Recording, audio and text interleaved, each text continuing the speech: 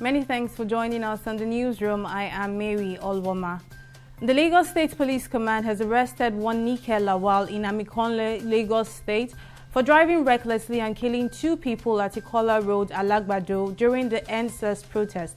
The command's public relations officer, Olumuyiwa Adejobi, in a statement released on Thursday, said Lawal was the driver of a Toyota 4Runner SUV that ran into a tricycle, killing two youths. Adejobi said the deceased Ojo Aziz and Yusuf Sodia, both of Command Road, Alagbado, died on the spot after the crash. He also said the suspect removed the number plates on her SUV shortly after the accident and joined the NSAS protest at AIT Junction, Alagbado. The Commissioner of Police, Hakeem Odumosu, has commiserated with the families of the deceased and assured them of the command's commitment to obtain justice in the case. And in a bid to implement part of the 5-point demands of the NSAS protesters, the Lagos State government has inaugurated a 7-member judicial panel of inquiry and restitution for victims of SARS-related abuses in the state. Sanwo-Olu made this known on Thursday while briefing State House correspondents in Lagos House Marina. The governor, who said the demands of the NSAS protesters are now being met, had earlier attended a National Economic Council subcommittee meeting which focused on the ongoing protests and how the crisis can be resolved. And the reconciliatory meeting between the federal government team and the academic staff of universities ASU, aimed at putting an end to the strike action, ended in a deadlock on Thursday evening. The Thursday meeting was convened as a follow-up to the previous meeting held with the Senate leadership. Minister of Labor and Productivity Chris Ngige led the federal government's team, while the president of ASU, Biodun Ogunyemi, led representatives of the Lecturers' Union.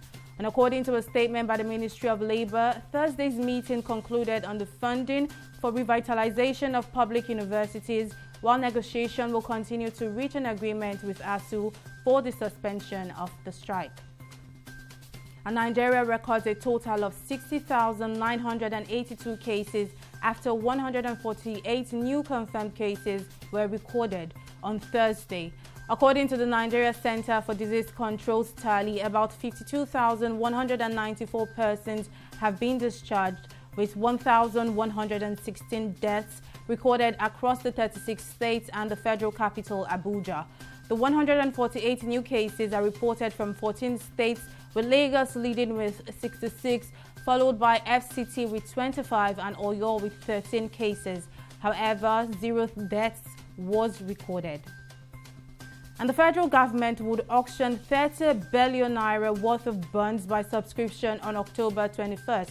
A circular by the Debt Management Office on Thursday showed the breakdown of the figure to include a 15 billion naira 15-year reopening bond that would mature in March 2035 and another 15 billion naira 25-year reopening bond that would mature in July 2045 to be auctioned at 9.8%. According to the DMO, the settlement date for the bonds to be auctioned is October 23rd. And hundreds of civil servants in Mali demonstrated in the city capital, Bamako, to call for the release of local administrators held by jihadists. The protesters walked to the Prime Minister's office on Thursday, where they presented their petitions, saying more than 10 local administrators were being held by jihadists. Last week, the jihadists released French aid worker Sophie Petronin and a veteran opposition and former presidential candidate Soumaïla Cissé.